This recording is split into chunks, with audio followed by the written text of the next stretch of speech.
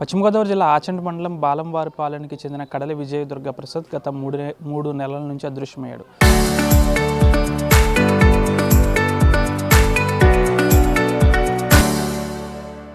ఒక అజ్ఞాత వ్యక్తి పరిచయం కావడంతో అతని మాటలు నమ్మి ఉద్యోగం ఇప్పిస్తానని ఒక మాయమాటలు నమ్మడంతో విజయదుర్గ ప్రసాద్ ఇంటి నుంచి వెళ్ళాడు. అయితే అప్పటి నుంచి కూడా ఇంటికి రాకపోవడంతో ప్రస్తుతం బంధువులు ఆందోళన వ్యక్తం చేస్తున్నారు.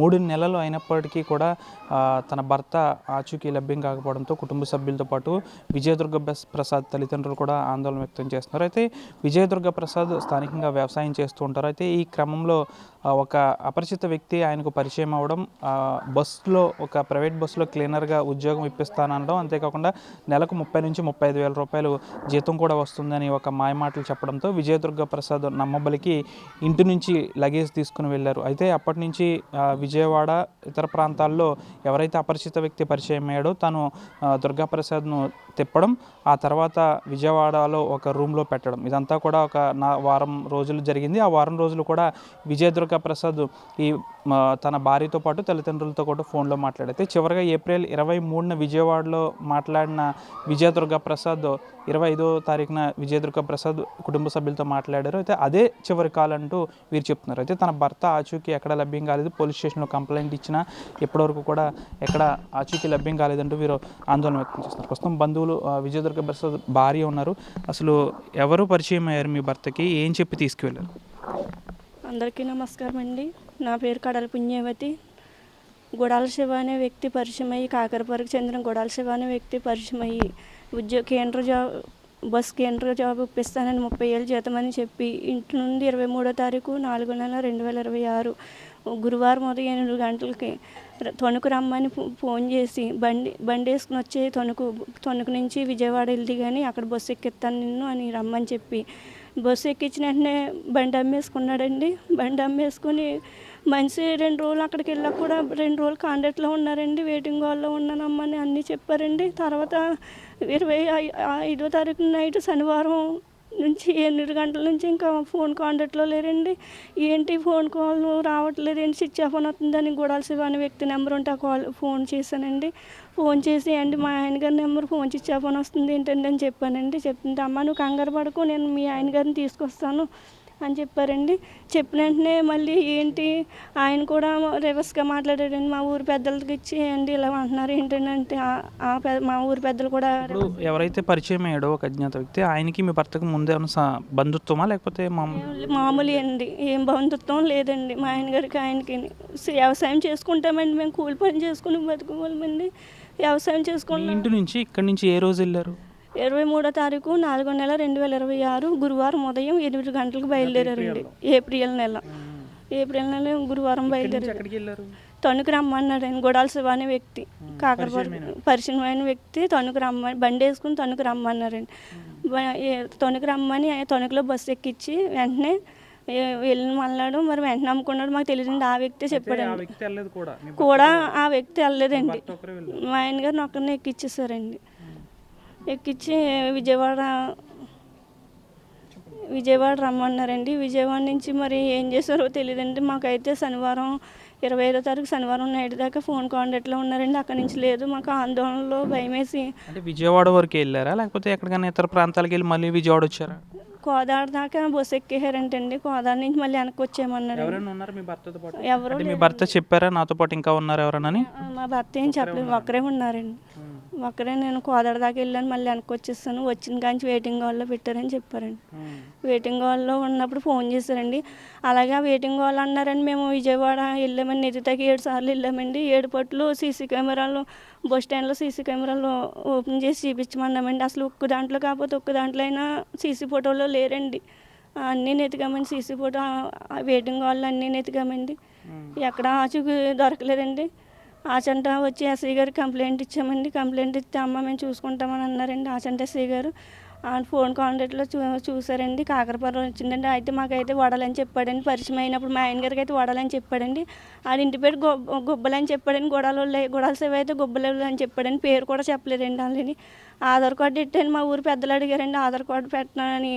ఎదురు తిరగబడ్డాడని. తిరగబడి 4 రోజులకి స్విచ్ ఆఫ్ చేసేసాడండి ఫోను. స్విచ్ ఆఫ్ చేసేసిన వెంటనే మాకు భయం వేసి ఆసంట్ ఎస్ఐ గారికి వెళ్ళి కంప్లైంట్ ఇస్తే అమ్మ ఫోన్ ఇప్పుడు ఒక చోట కాకపోతే ఒక చోటన సీసీ కెమెరా ఉంటుంది కదా, ఎక్కడ కూడా సీసీ ఫుటేజ్లో ఎక్కడ కనిపించలేదు, చెక్ చేశారా? అన్నీ చెక్ చేసామండి, ఎక్కడ సీసీ ఫోటోలో కూడా పనిలేదండి, అసలు ఎక్కడ బస్ స్టాండ్లో అండి ఎక్కడ పనిలేదండి, అన్నీ నెతికామండి సీసీ ఫోటోలు. అక్కడ కూడా కృష్ణలంక పోలీస్ స్టేషన్లో కూడా కంప్లైంట్ పెట్టామండి. కంప్లైంట్ పెట్టి ఇక్కడ ఎట్టండి అమ్మ బస్ స్టాండ్. మీ భర్తను తీసుకెళ్ళిన వ్యక్తి దొరికాడా? దొరికాడండి. ఆచంట ఎస్ఐకి చెప్పామండి. వాళ్ళు 2 రోజుల నుంచి 3వ రోజు నుంచి ఇంకేం చెప్పలేదండి, మాకు ఏ స్పందన ఇవ్వలేదండి. బండి అమ్ముకున్న తీసుకెళ్ళిన అసలు ఎంత బతిమాలన్నా చెప్తలేదండి. నాకు తెలియదు అంటున్నాను. లాస్ట్ కాల్ కూడా ఆయనతో మాట్లాడినట్టే ఉందండి ఫోన్. వదిలేసిన తర్వాత మళ్ళీ ఆయన్ని తీసుకురాలేదండి పోలీసు వాళ్ళు కూడా. వాళ్ళు కూడా ఏం పట్టించుకోవట్లేదని కలెక్టర్ దగ్గరికి వెళ్ళిపోయానండి నేను. ఇంకా ఎమ్మెల్యే గారి దగ్గరికి పేదన్ సత్యనారాయణ దగ్గరికి కూడా వెళ్ళాను, కానీ ఆయన ఏ స్పందన లేదని. ఇంకా పిల్లల్ని పిల్ల అయితే బెంగెట్టేసుకుందండి. స్కూల్లో టీచర్ కూడా కంప్లైంట్ ఇచ్చారండి. కంప్లైంట్ ఇచ్చి అమ్మ మీ పిల్ల ఏం చదువుతులేదు, భోజనం కూడా చేయట్లేదు, అలా మన ఎదురుగా కూర్చుంటుందని చెప్తుంటే మాకు గుండెలు జారిపోయి ఏంటి ఇలా ఉంటుంది. ఇంటికి వచ్చాక కూడా పిల్ల అనేది గుండి వాళ్ళ డాడీ ఫోటో చూసుకుని ఏడుతుందండి. నాకు అది ఇంకా అత్తయ్య ఇంకెవరికి చెప్పలేదండి. ఊరు వెళ్ళినట్టు బ్యాగ్ చదువుకుని కలెక్టర్ గారి దగ్గరికి వెళ్ళిపోయానండి. వెళ్ళిపోయి ఇంకా ఆవిడకి నా బాధ చెప్పుకోవాలని వెళ్ళి ఇంకా అక్కడ చెప్పుకున్నాను. అమ్మ నువ్వు కంగారు పడక నీ భర్తని మేము వెతికిస్తాము, ఏంటి వాళ్ళు నువ్వేం భయపడకని అక్కడ జిల్లా కలెక్టర్ అమ్మ గారు కూడా బాగా పట్టించుకుని మమ్మల్ని చూసారండి. చూసి పిల్లల్ని కూడా నువ్వు ఎందుకు బడి అనిపించావని కసరట్లు వేసారండి. వాళ్ళ డాడీ గురించి పిల్ల బాగా భోజనం చేయట్లేదు అంటే వాళ్ళే భోజనం పెట్టి అన్నీ చూసారండి పిల్లల్ని. నువ్వు కంగారు పడకమ్మా, నువ్వు క్షేమంగా వెళ్ళు. మా అత్తయ్య మావయ్య కూడా మన ఒంట్లో ఆరోగ్యం బాగాలేదండి, వాళ్ళ గురించి కొంత కూడా వెళ్ళిపోయినాను. పిల్లల్ని తీసుకుని నాకు ఆధారం ఎవరూ లేరండి. మా ఊరు పెద్దలు కూడా ఏం చేయలేదు. ఎవరైతే విజయదుర్గ ప్రసాద్ తిరుగుతున్నాడో బయట తిరుగుతున్నాడా ఎప్పుడండి మీ భర్తను తీసుకెళ్ళిన అతను? గొడవల శివన్ అయితే వదిలేశారండి, బయట తిరుగుతున్నాడండి, ఎక్కడో తిరుగుతున్నాడండి. పోలీస్ స్టేషన్లో అయితే లేడండి. 2 రోజులు 3 రోజులు ఉంచారు తప్ప మళ్ళీ ఆయన అయితే తీసుకొచ్చి మా భర్త లేడని మేము కుమ్మిలిపోతుంటే ఆయన రోడ్ల మీద తిరుగుతున్నాడని అందరూ ఊరి పెద్దలు కూడా చెప్పారండి మాకు. ఈయన వదిలేస్తామండి, భర్త లేకపోయినా ఆయన వదిలేసారండి అని చెప్పారండి. నా పిల్లలు నేను మా అత్త మామూలు మేము ఎంత ఏడుతున్నామో అది తెలుసండి. నేను నా భర్త ఎక్కడున్నా ఆచూకు తెలిసి నా భర్త చెప్పమని తీయాలని కోరుకుంటున్నానండి. మీరు శివ వాళ్ళ ఊర్లో కాకరపూర్లో అతని గురించి ఏమన్నా మీరు కనుక్కున్నారా? ఆ మనిషి ఎలాంటోడు? ఆ మనిషి ఎలాంటోడు చెప్పారండి, అందరూ చెప్పారమ్మా ఎలా పడిపోయాడమ్మా, మాయలో పడిపోయాడమ్మా మీ మనిషి అని అన్నారండి. ఆ ఊరి పెద్దలు చాలా మంచి వాళ్ళండి, బాగా పట్టించుకున్నారండి మమ్మల్ని. వెళ్ళండి వాళ్ళ గురించి చెప్పారండి, ఇలాగే చేస్తాడమ్మా, లైటింగ్ అమ్మేసుకుని వాళ్ళ బోలు చెప్పారండి. శివ గురించి శివ ఇలాంటివి చేస్తాడని బోలు చెప్పారండి మాకు. చెప్తుంటే మాకు చాలా ఆందోళన వచ్చిందండి. ఆ ఊరికి పరిచయమైన చుట్టాలు ఉన్నారండి, చుట్టాలు కూడా చెప్పారండి ఇలాగ ఉంటుందని. మీ అబ్బాయి యొక్క అమాయకత్వాన్ని చూసే ఈ విధంగా చేశారనుకోవచ్చు. అవునండి, అంతేనండి సార్. ఆ అమాయకత్వం కానివ్వండి, వాడిని ఆ సీల కాడికి వెళ్తాం, వాడు ఆడికి వస్తాం, వాడు పరిచయం అవుతాం, వీడు పరిచయం అవుతుంతో వీడు ఏంటంటే నీకు రోజుకి 1000 రూపాయలు, నీకు రోజుకి 1000 రూపాయలు ఇస్తాను బెంప పెట్టాడండి. మీరు 15 రోజులకి చేసి 15 రోజులని 30,000 వస్తాయి అన్నాడండి. 30,000 వస్తాను బెంపతోటి వీడు ఆశపడండి. వచ్చి మాకు చెప్పాడండి, ఇలా అసలు బస్సు కానీ ఏమి కానీ వద్దురమ్మా, మనకు ఏమి వద్దు, ఎక్సైజ్ చేసుకుంటున్నాం, దూడలు ఉన్నాయి, నేను చేయలేకపోతున్నాను, నాకు అలా ఉండరు నా వెనకాల అన్నానండి. అన్నా సరే వద్దానండి. మా రైతు అలా లచ్చిపోన్నాడు పొద్దున్న చేయడంతో లెగ్గొట్టినానండి, ఆకు బండి పెట్టి తొక్కమని చెప్పేసి నేను పొలం వెళ్ళిపోతాడికి. ప్రధానంగా మీ అబ్బాయిని తీసుకెళ్ళిన వ్యక్తి బయట ఇక్కడెక్కడైనా లేకపోతే అనుకోవచ్చు, ఇక్కడెక్కడే తిరుగుతున్నాడు మీ అబ్బాయిని తీసుకెళ్ళిన వ్యక్తి. అతని మీద కంప్లైంట్ కూడా ఇచ్చారు, పట్టించుకోలేదు అంటున్నారు. మరి ఏం చెప్తారు దాని గురించి? అది పట్టించుకోలేదండి. పోలీసు వారు అసలు పందం లేదండి. ఎమ్మెల్యే గారి దగ్గరికి వెళ్ళాం, ఎమ్మెల్యే గారి గట్ట మాకు ఎస్ఐకి చెప్పాను కదా, మళ్ళీ వచ్చారంటే అన్నాడు. మళ్ళీ కాదండి మీరు సాయం చేస్తే కానీ దొరకరండి బాబు అంటే ఎస్ఐకి ఫోన్ చేశాను కదండి, ఎస్ఐకి ఫోన్ చేసి వెళ్ళిపోండి అన్నాడండి. అంతేగాని మాకు మళ్ళీ ఏ పందనం లేదు. ఆయన కనీసం ఈ పాల్వన్న మాట ఆయన జ్ఞాపం లేదండి. ఎక్కడో తప్పిపోతా ఎక్కడో అడవిలో కాదు, ఎక్కడో కాదు, ఈ సిటీల్లోనే కనీసం ఒక సీసీ కెమెరాలు కాకపోతే ఒక సీసీ కెమెరాలు అన్న పడతారు. మీరు ఆ విషయం అడిగారా సీసీ కెమెరాలు చెక్ చేయమని? పోలీసు వారు గట్ట అక్కడ పోలీసు వారు కిట్టనలంక పోలీసు వారు గట్ట వీళ్ళకి వెళ్ళిన వాళ్ళకి అందరికి పందన ఇచ్చారండి. ప్రతి హాస్పిటల్ తిప్పారండి వారి గట్ట కూడా ఉండి. అవి గట్ట అక్కడ ఎక్కడా లేదండి. మళ్ళీ ఎక్కడో బంటాలో మేత్రులు ఉంటారంటే ఆ మేత్రులు నట్టుకున్నారు, వాళ్ళ గట్ట డబ్బులు ఇచ్చి వాళ్ళతో ఉన్నారండి. అక్కడ ఇక్కడ ఉన్నాను కానీ ఎక్కడా లేడండి. అక్కడి నుంచి మళ్ళీ ఎక్కడంటే అండి కనదుర్గం గుడిగా ఉన్నారంటే దుర్గం గుడి కాడ అవన్నీ ప్రాంతాలు తిరిగారండి. మరియమ్మ కొండ కాడికి వెళ్ళారు, మరియమ్మ కొండ అవన్నీ తిరిగారండి.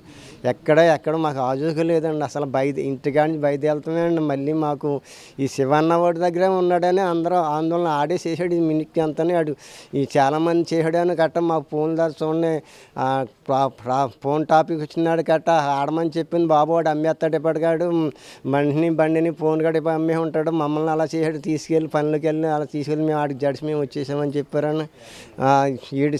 వీడి గురించి ఎంత కష్టపడ్డారంటే పాలు పూలకి మేము ఎంత రుణం ఉంటాం మాకు తెలండి. అలాగే ఈ కాకరపారు పెద్దలు గట్ట ఎంత సాయపడ్డారంటే మేము రప్పిస్తామన్నారు, అలాగే రప్పించారండి. మేము అర్ధరాత్రి గట్ట ఏ టైం అంటే ఆ టైం అంటే పనులండి. ఓ పక్కనే జనానికి 11:30కి లెగ్గొడితే పాపం అందరం 30 మంది అండి.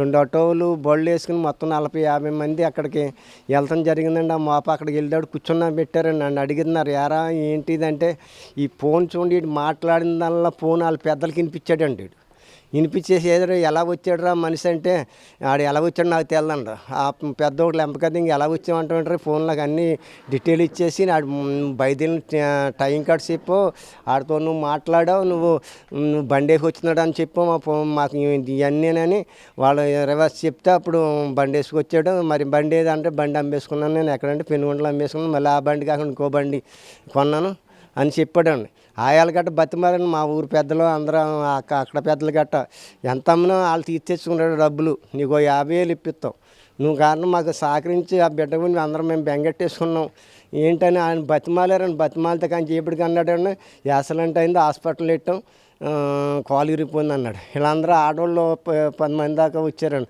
వాళ్ళందరూ గుళ్ళమన్నారండి. గుళ్ళమన్నా కానీ చెప్పి అన్నాడు అబ్బాయి కదా అబ్బాయి కదా అన్నాడు. మళ్ళీ వాళ్ళు ఎంపక వేసాడండి వాళ్ళ పెద్ద మనిషి. ఆ మటుకుని దూరంగా తీసుకెళ్ళారు. బాబు నీకు ₹1 అంటే కేసు లేకుండా చేస్తామని కానీ మా గ్రామ పెద్దలు ఆ గ్రామ పెద్దలు గట్ట దూరంగా తీసుకెళ్ళి అడిగినారే. నాకు తెలదు, నాకు తణుకు దాకా తెలుసు, తణుకు నుంచి విజయవాడ నుంచి ఏమాడో నాకు తెలదు అన్నాడు. తెల్లపోతే నువ్వు ఆదివారం దాకా నువ్వు మాట్లాడావు కదా ఆడు నువ్వు వాడితో ఉన్నావు కదా అని గట్ట అడిగారండి. అడిగినా దానికి స్పందన ఇవ్వకపోతే ఆవిడ పోలీస్ స్టేషన్కి ఆసన పోలీస్ స్టేషన్ ఫోన్ చేస్తాండి. కాకరపారు కాదండి ఇది పెరవల పోల్టీని ఫోన్ చేస్తే పెరవల పోల్టీని ఎవరు లేరు, ఇక్కడ సంబరాలు జరుగుతుంది, అందరూ వెళ్ళిపోయి ఒక్క అంటే ఫోన్ అన్నాడు. మళ్ళీ ఆ అబ్బాయి ఫోన్ చేసాను, రమేష్ అన్న అబ్బాయికి ఫోన్ చేస్తే మళ్ళీ ఆసంట ఫోన్ చేస్తే మళ్ళీ పెనుగొండ పోలీసులు నింపారని. అంటే మనం ఆడి జోన్ మనం తీసుకెళ్ళకూడదు, ఇది ఏమైనా చేసుకున్నాంటే మన ప్రాణంలోకి వస్తుందని ఆ పెద్దలు మా పెద్దలు కూడా కూర్చొని ఆలోచించి ఆ పోలీసులు వచ్చాక కాబట్టి అక్కడికే 4 అయిపోయిందండి కాకరపల్లిలోనండి. కాకరపల్లిలో బయలుదేరి మళ్ళీ పెనుగొండ వచ్చే వరకు మా ఆయన ఆడేం దింకిపోతాడని వెనకాల 10 మంది ముందేమో ఆటోలు అలాగా తీసుకొచ్చి అప్పచెప్పాడు. 4:30 అయిందండి అక్కడికి వచ్చేవాడికి. అక్కడి నుంచి వచ్చి మళ్ళీ ఎవరి పని వాళ్ళకండి అలా కష్టపడి తీసుకొచ్చి వాళ్ళని అప్పచెప్తే ఈ పోలీసు వాళ్ళు ఏదో 2 వేసారు. ఇంకా అక్కడి నుంచి అసలు పట్టించుకోలేదండి. ఏంటి అలా వదిలిపెట్టారని వాళ్ళు ఎందుకు మీరు పట్టించుకోవాలి, ఆడవాళ్ళు గొడవలు మేము మీరు పట్టించుకోలేదు, మీరు ఎంత పట్టించుకోవాలంటే మీరు 2-3 రోజుల కంటే ఎక్కువ పాటు ఉండకూడదు. మేము ఆ పూసికత్తులతో అనిపిద్దాం, ఏ పూటకా పూట ఆడు వచ్చి పొద్దున్న సాయంత్రం దాకా ఇక్కడ ఉంటాడు, ఆ సాయంత్రం దాకా వచ్చిందా సాయంత్రం వాడు చంపేస్తాం, మాపు మా దగ్గర ఉండకూడదని చెప్పారండి. ఆ వేళ నుంచి ఈ వేళ కాడ పిల్లలు వద్దండి వాళ్ళు కంపల బయట సిద్ధాంతన్నాడు లారీల మీద ఇసుక ట్యాంపుల మీద తిరుగుతున్నాడని మా చుట్టాలు ఉంటే అక్కడ తిరిగారు. పోలీసు వారికి ఆయన అంటే మాకు ఇంటికి ఫోన్ చేయలేదు మీరు మీకు అప్పచెప్పినాడు, మేము రోజు మీకు కూడా మేము అప్పచెప్పమని పోలీసు వారిని అడుగుతూ అది జరిగిందండి. ప్రస్తుతం అయితే ఈ విజయదుర్గప్రసాద్ ఎవరైతే ఉన్నారో ఆచంట మండలం బాలంవారిపాలెంకి చెందిన విజయదుర్గప్రసాద్ ఉద్యోగాని కోసం ఒక అపరిచిత వ్యక్తి మాటలు నమ్మి అదృశ్యమయ్యాడు. అయితే ప్రస్తుతం ఇదంతా కూడా ఒక మిస్టరీగా ఉంది. ఎవరైతే తీసుకువెళ్ళాడో తనకు సంబంధించి ఆ వ్యక్తి ఇటు ఇక్కడిక్కడే తిరుగుతున్నప్పటికీ కూడా తనపై ఎటువంటి చర్యలు తీసుకోవాలంటున్నారు. అయితే మనం విజువల్స్లో చూస్తున్న ఎవరైతే ఉన్నారో ఆ వ్యక్తి విజయదుర్గప్రసాద్ ఒకవేళ ఎవరైనా చూస్తే కనుక ఇటు పశ్చిమ గోదావరి జిల్లాలోని ఆచంట మండలానికి సంబంధించిన పోలీసులు పోలీసులకు ఇన్ఫామ్ చేయొచ్చు. ప్రస్తుతం అయితే ఈ కుటుంబ సభ్యులైతే పరిస్థితి ఆందోళనకరంగా ఉంది. దాదాపు 3 నెలల నుంచి తమ కుటుంబ సభ్యుడు లేకపోవడంతో తనకు సంబంధించిన ఇద్దరు పిల్లలు కూడా ఆందోళన వ్యక్తం చేస్తున్నారు. దాదాపు నిత్యం కూడా ఒక నరకప్రాయమైన జీవితమే గడుపుతున్నారు. ప్రస్తుతం ఎవరైతే విజయదుర్గా ప్రసాద్ని తీసుకువెళ్లారో శివప్రసాద్ అనే వ్యక్తి తూర్పుగోదావరి జిల్లా కాకరపురికి చెందిన వ్యక్తి, ఆ వ్యక్తి ప్రస్తుతం జనావాసాలను తిరుగుతున్నాడు. అతను తీసుకువెళ్లారు కాబట్టి అతన్ని తీసుకుని పోలీసులు అతనిపై చర్యలు తీసుకుంటే ఒకవేళ అతను చెప్పే అవకాశం ఉందంటూ కూడా చెప్తున్నారు. ఏదేమైనప్పుడు కూడా విజయదుర్గా ప్రసాద్ అదృశ్యం ప్రస్తుతం మిస్టరీగా మారిందని చెప్పాలి. ఎవరైనా చూసిన వాళ్ళు కనుక ఈ ఫోటోలో ఉన్న వ్యక్తిని ఒకవేళ ఎక్కడైనా చూసినప్పటికీ కూడా వెంటనే పశ్చిమ గోదావరి జిల్లా పోలీసులకు లేదా ఆచంట మండల పోలీసులకు కూడా సమాచారం ఇవ్వచ్చు. వీడియో జర్నలిస్టు వెంకటరమణతో మనోజ్, RTV, పశ్చిమ గోదావరి జిల్లా ఆచంట మండలం బాలమ్మవారిపాలెం గ్రామం నుంచి.